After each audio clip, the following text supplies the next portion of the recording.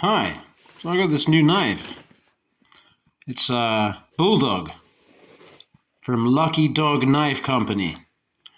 And this often happens to me if I get a new knife and it's a good knife. I love it, right? I just get all obsessed with it and I spend hours sharpening it and playing with it. And so yeah, this morning I resharpened. I used a 1000 grit Fallkniven stone, and then I followed that up with a 1000 grit Naniwa, and then I honed on the Tormek leather honing wheel with the Tormek compound for about 10 minutes. And you can see the blade's nice and polished now. And so this is me doing some cutting. I tried a piece of kitchen roll and didn't even include the footage because I recorded it in the other orientation and it didn't go well, but you could see that with the newspaper it wasn't exactly going great. And now with this blister pack I'm really pushing. See, now I'm really pushing.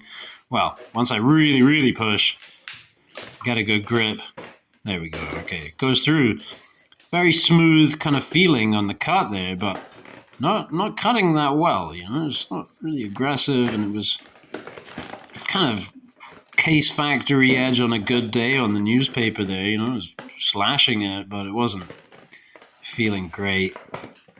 And so, I'm beginning to suspect that at this point that maybe I've kind of overstropped.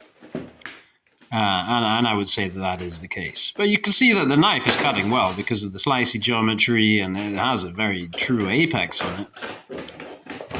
I just stropped off all the bite there.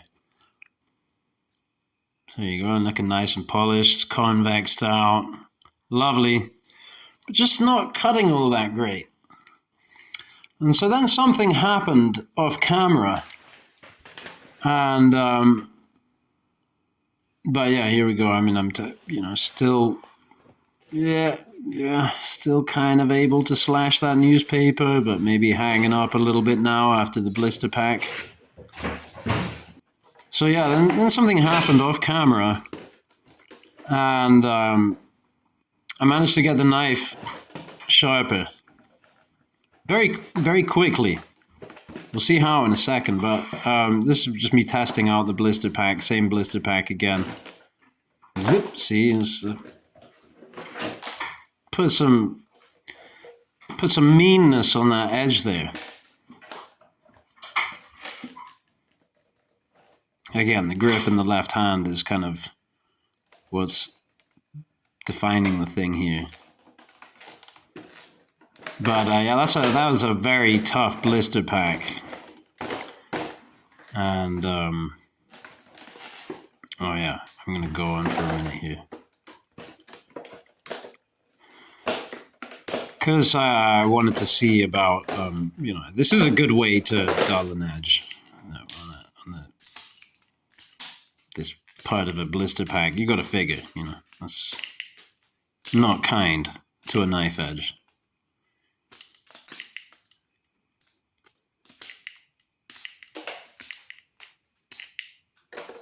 Trying to dull the knife up a little bit there.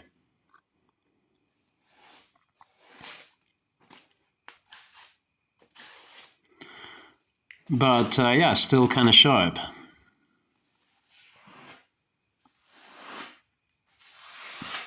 Even after all of that blister pack seam there. And so yes, this is how I got the knife properly sharp. Yeah. Because all the 1000 grit and the Tormek with the stropping paste and all that stuff made the blade look really nice, but it didn't make it cut for shit. And there you go.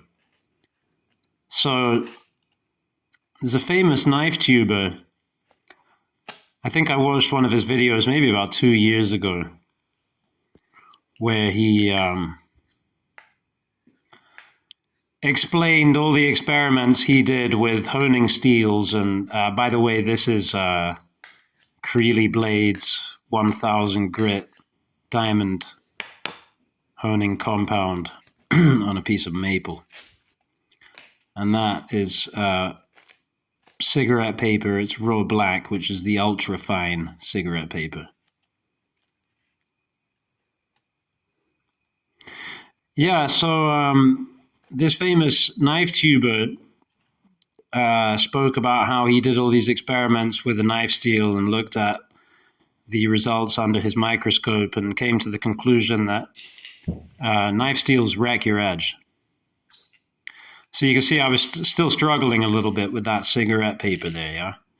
And according to the experts, knife steels, a honing rod like this, which is it's a Solingen-made honing steel, fairly typical. Yeah, that's going to wreck your edge and tear it all up, because that's what this guy got when he tried all these different ways that he tried, allegedly, of using a honing steel and then looking at the results under the microscope. Any way he tried it, he wrecked his edge, yeah? But the way that he didn't try it is knowing what you're doing. Thanks for watching.